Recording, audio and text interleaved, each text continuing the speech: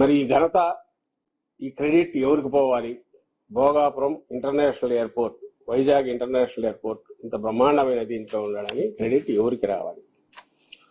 15,000 ఎకరాలు కావాలని అనడం ద్వారా ఆ రోజు ఫస్టే అది వచ్చేదా అయ్యేదా అనే ఒక ఆలోచనకు జనం వచ్చే రకంగా అప్పు తీసుకుపోయి అందరినీ భయపెట్టి ఆ రోజు చేసిన చంద్రబాబు నాయుడు గారు 2,750 ఎకరాలతో ఈరోజు ఇదేంది.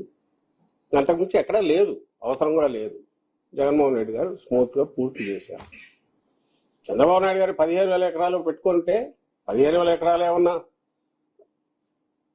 దీని కింద లాగలిగేవాడేమో నానా రకాలు, దానికి డబ్బులు ఇచ్చేవాళ్ళు కాదు, అది గొడవలు కేసులు భయంకరంగా ఉండేది. ఎయిర్పోర్ట్ అయితే ఎప్పుడు వచ్చేది కాదు.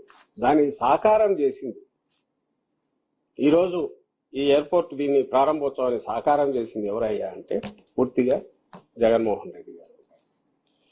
దానికి నువ్వు అప్రిషియేట్ చేయాల్సిన అవసరం లేదు, మెన్షన్ చేయాల్సిన అవసరం లేదు, క్రెడిట్ కూడా తీసుకున్నా కూడా అభ్యంతరం లేదు చంద్రబాబు నాయుడు.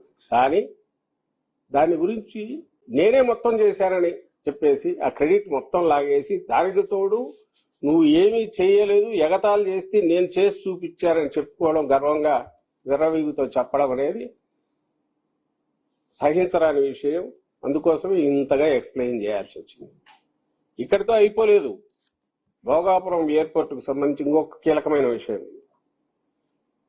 జగన్మోహన్ రెడ్డి గారు ఆ రోజు ఎయిర్పోర్టు దీన్ని చేయడంతో పాటు వైజాగ్ అందరికీ తెలుసు, ఈస్ట్ మొత్తం సముద్రము అప్రోచ్ రావాలన్న ఎయిర్పోర్ట్ కష్టం కాబట్టి బీచ్ రోడ్డును 6 లేన్ రోడ్డుగా 77 మీటర్స్ విడ్త్తో 55 కిలోమీటర్లు దాన్ని కేంద్రం దగ్గరికి వెళ్ళి, ఆయన కూటమిలో భారత్ కాదు జగన్మోహన్ రెడ్డి గారు, అయినా సరే రిక్వెస్ట్ చేసి ఒత్తిడి తీసుకొచ్చేసి దాని అవసరం చెప్పి దాని సిగ్నిఫికెన్స్ చెప్పి దాన్ని సాధించుకున్నారు.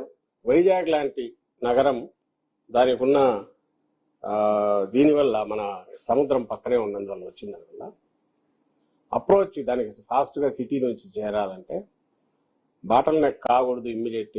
ఇదంటే ఇలాంటిది అవసరమని గుర్తించి హోలిస్టిక్గా టోటల్గా ఆలోచించినారు. కాబట్టి జగన్మోహన్ రెడ్డి గారు తాను ఎన్డీఏలో పార్ట్ కాకపోయినా తనకున్న దీనివల్ల దాన్ని వాళ్ళు నచ్చజెప్పి ఒప్పించి తీసుకునే ప్రాజెక్టు 6,300 కోట్ల ఒక ప్రాజెక్టు బీచ్కి సంబంధించిన 6 లేన్ రోడ్డు మొత్తం ఎక్కడా లేదు.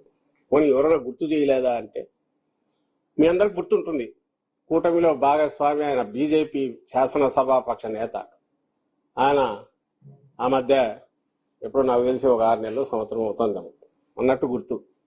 ఆయన ఆ ఎయిర్పోర్ట్ అయిపోతుంది అంటున్నారు, మరి చేరడం ఎట్లా? వైజాగ్ నుంచి సిటీ నుంచి భోగాపురం చేరడానికి 2 గంటలు బట్టి, ఆ నుంచి 2 గంటలు 3 గంటలు బట్టి, ఆ నుంచి మళ్ళీ ఫ్లైట్ గంటన్నర వెయిట్ చేసి ఎక్కాం. దానికంటే వందే భారత్లో ఎక్కితే 4 గంటల్లో మేము విజయవాడ దిగుతాం. విజయవాడకు పోవాలంటే భోగాపురం పనికిరాదు, ఇదే బెటర్, వందే భారత్ బెటర్ అని తనే కామెంట్ చేశాడు. మీ పార్ట్నర్ వైఎస్ఆర్సీపీ వాళ్ళు కాదనింది. అప్పటికన్నా వెలగాలి కదా, నువ్వు పార్ట్నరు ఎన్డీఏలో, చక్రం తిప్పే పార్ట్నర్, స్టీరింగ్ మీ చేతిలోనే ఉంది, సెంట్రల్ కౌన్సిల్కి మొత్తం మీరే గైడెన్స్ ఇస్తా అంటారు చంద్రబాబు నాయుడు గారు. జగన్మోహన్ రెడ్డి గారు తెచ్చిన ప్రాజెక్టు పోనీ అదేమైనా దాచిపెట్టుకుంది కాదు, గడ్కరీ గారే ఓపెన్గా చెప్తున్నారు, ఆ రోజే చెప్పాడు. ఇంత జరిగినా దాని గురించి పట్టించుకోలేదు. కనీసం ఈ రోజైనా దాని అవసరం ఉంది, ప్రధాని గారి సమక్షంలో మాట్లాడుతున్నప్పుడు అలాంటివి మాట్లాడాలి. ఏదన్నా అయ్యా అంతా బాగానే ఉంది, ఎయిర్పోర్ట్ బ్రహ్మాండంగా వచ్చింది, కొంచెం మాకు అప్రోచ్ కూడా ఇది ఉంటే బాగుండేది, కనీసం ఈ రోజు కూడా ప్రస్తావించాలా?